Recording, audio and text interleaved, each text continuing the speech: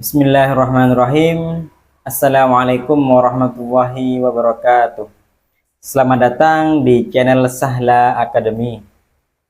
Channel ini akan membahas seputar ilmu-ilmu keislaman ya. Mulai dari bahasa Arab, fikih, tauhid, tafsir, dan sebagainya yang terkait ilmu-ilmu keislaman. Pada kesempatan kali ini, perkenalkan, nama saya Khairul Anas. Saya akan membahas atau memulai pertemuan pertama kita dengan membahas ilmu nahwu dan ilmu sorof. Sebuah ilmu yang menjadi kunci atau alat bagi kita untuk bisa memahami ilmu-ilmu keislaman dari sumbernya langsung ya. Dari sumbernya langsung, yaitu bisa Al-Qur'an, bisa Al-Hadis, bisa kitab-kitab ulama ya, yang biasanya mereka itu menggunakan bahasa Arab. Bahkan tidak sedikit dari karya-karya tersebut menggunakan bahasa Arab atau tulisan-tulisan bahasa Arab yang tidak menggunakan harokat. Oleh karena itu, untuk bisa memahami sumber-sumber tersebut, memahami kitab-kitab tersebut, diperlukanlah ilmu nahwu dan ilmu sorof, agar pemahaman kita terhadap teks tersebut yang berbahasa Arab tidak mengandung kesalahan ya, hingga apa yang kita pahami, apa yang kita maknai ya, itu bisa menghasilkan pemahaman yang benar ya. Oke, kita akan mulai membahas ilmu nahwu dan ilmu sorof ya, mulai dari definisinya. Apa itu ilmu nahwu? Apa itu ilmu sorof ya?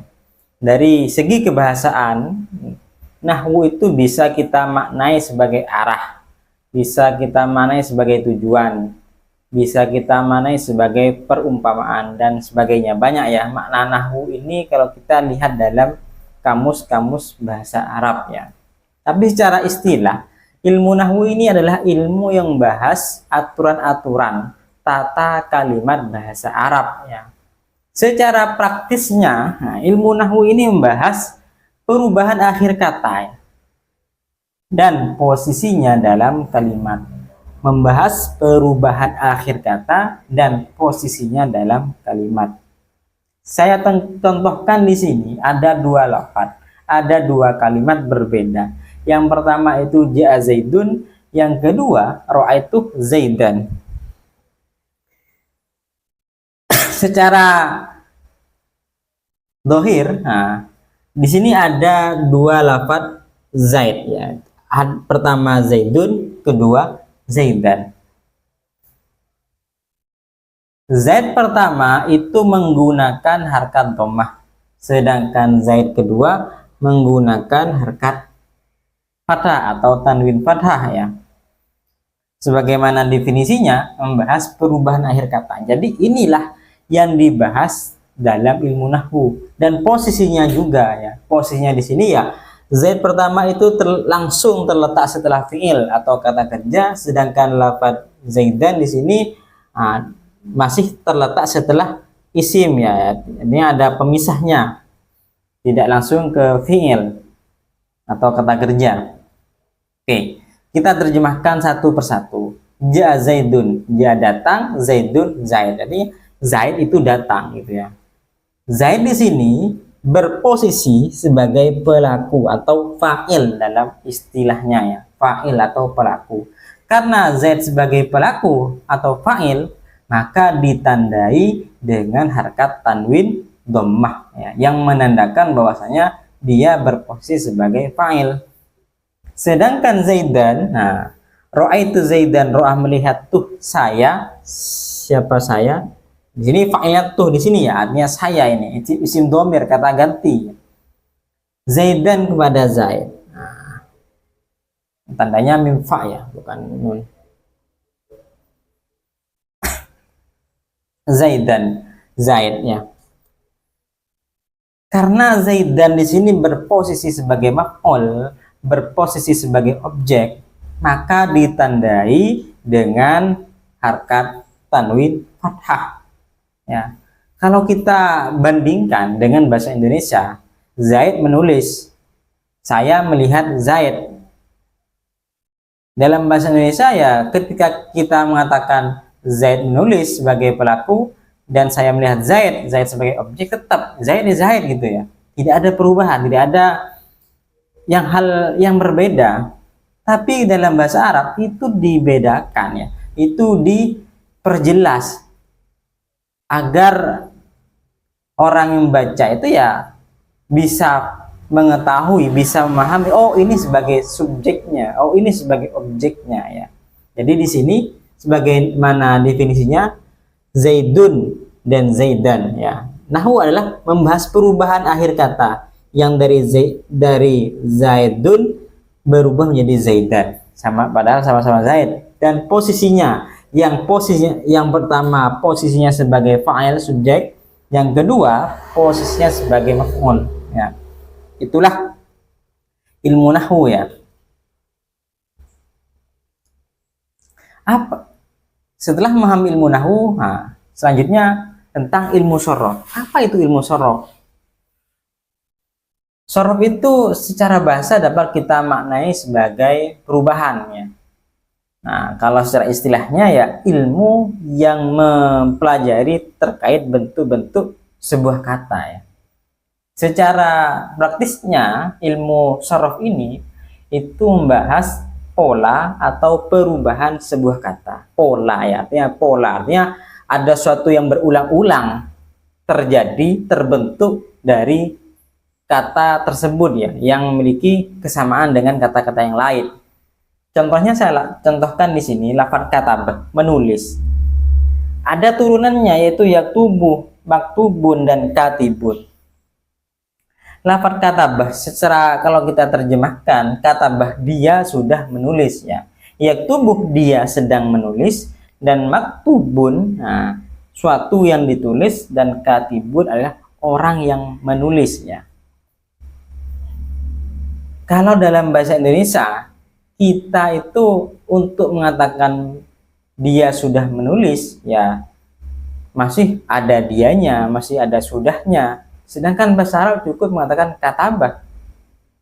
Begitu pula dalam kalimat lain, yaktubu dia sedang menulis ya, masih membutuhkan dia sedang. Maktubun suatu yang ditulis ya. Katibun orang yang menulis gitu ya. Sedangkan dalam kalimat bahasa Arab cukup diganti polanya, cukup diamati perubahannya. Oh, kalau perubahannya seperti ini, maka maknanya seperti ini gitu ya. Contohnya dalam ya kata kerja lain. Contohnya di sini ya, saya tulis nadhara. Nadhara.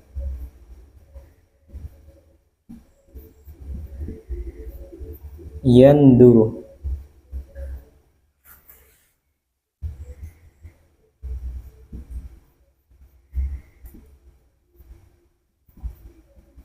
Mandurun dan nadhirun. Oke. Lafaz nadhara sama, fathah semua awalnya. Yaktubu, yanduru sama, secara pola harkat maksudnya ya. Itu sama. Mandurun secara pola sama, nadhirun secara pola sama. Jadi di sini ini adalah kajiannya ilmu sorof, membahas pola atau perubahan sebuah kata. Dari kata berubah jadi yaktubuh, kemudian berubah jadi maktubun, dan berubah jadi katibun, dan seterusnya. Begitu pula nadhara berubah jadi yanduru, kemudian berubah jadi mandurun, kemudian berubah jadi nadhirun. Nah, ini membahas polanya. Polanya ya seperti ini sudah. Perubahannya dari nadhara ke yanduru, mandurun, dan seterusnya. Itu ada polanya.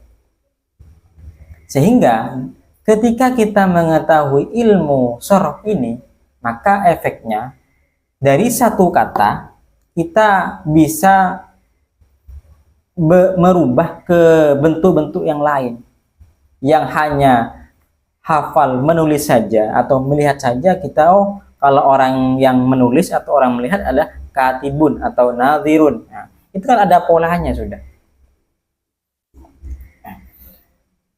Inilah yang disebut dengan ilmu sorof, ya, membahas pola atau perubahan sebuah kata. Ya. Jadi antara perubahan-perubahan dan pola-pola di sini memiliki efek makna yang berbeda-beda, ya.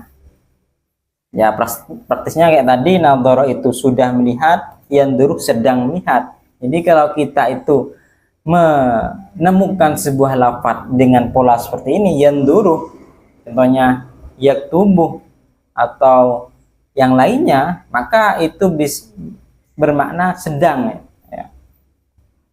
Ya, tergantung dengan lafadznya, sedang apa sedang menulis, apakah sedang melihat, apakah sedang membaca, sedang minum, dan seterusnya, ya.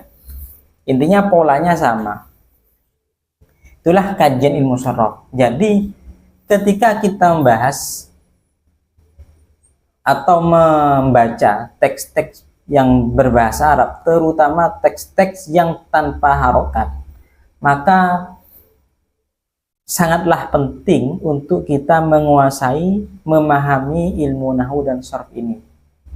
Ya, tidak salah satunya, ya, tapi semuanya, ya.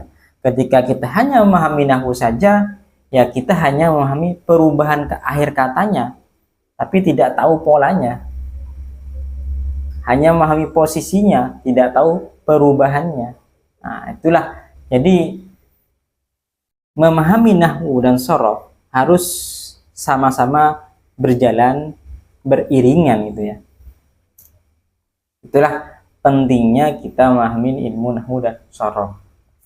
Atau dalam kita contohkan pada sebuah ayat yang sangat terkenal kita dengar, bahkan sering dibaca, ya, yaitu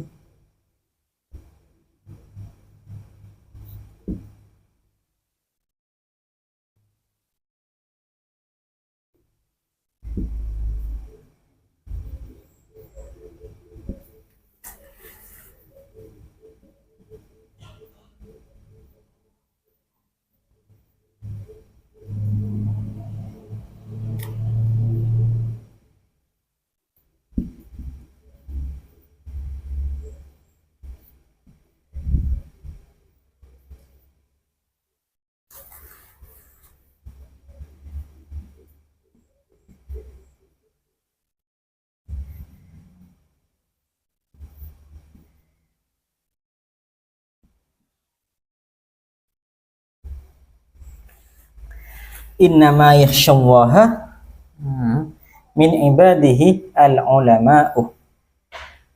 Innama yakhsyallaha, ya, kalau kita terjemahkan dalam terjemahnya itu, ya, hanya orang-orang yang berilmu dari hamba-hambanya Allah yang takut kepadanya, gitu, ya. Ya, kalau kita terjemahkan secara harfiah atau satu-satu, innama hanya atau sungguhnya, yakhsyah, ya, takut, ya, Allah kepada Allah. Di sini Allah di sini sebagai objeknya, maf'ul. Min ibadihi, dari hamba-hambanya Allah, al-ulama'u, siapa yang takut? Yaitu ulama. Nah,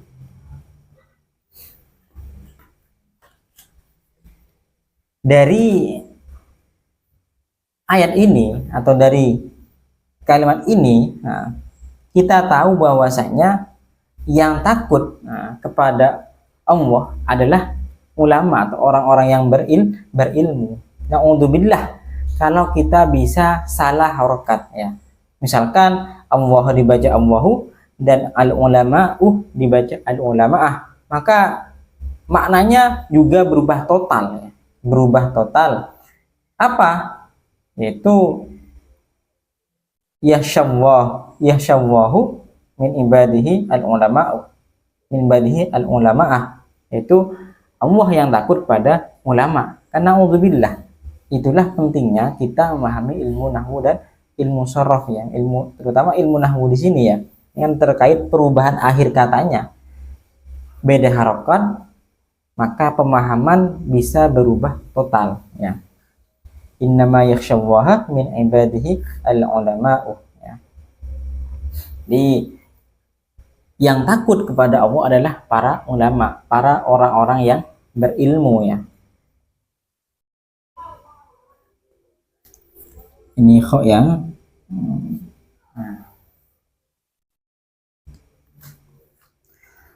Oke, demikian yang bisa saya sampaikan terkait pengantar ya, pengantar ilmu nahwu dan ilmu sorof.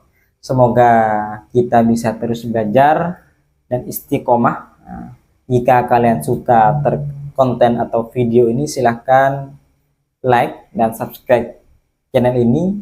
Dan jika ada yang ingin ditanyakan, bisa langsung tanyakan di kolom komentar atau mengikuti grup ya, khusus pembelajaran ilmu nahwu dan ilmu sorof ya. Nanti saya akan cantumkan linknya di deskripsi ya.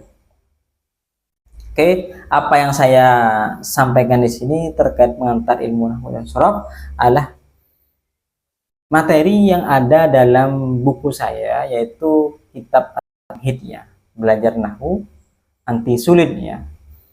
Jadi semoga saya istiqomah memberikan konten-konten terkait pembelajaran ilmu nahwu dan sorof dan bisa menghatamkan materi dalam kitab At-Tamhid tersebut ya. Demikian yang bisa saya sampaikan.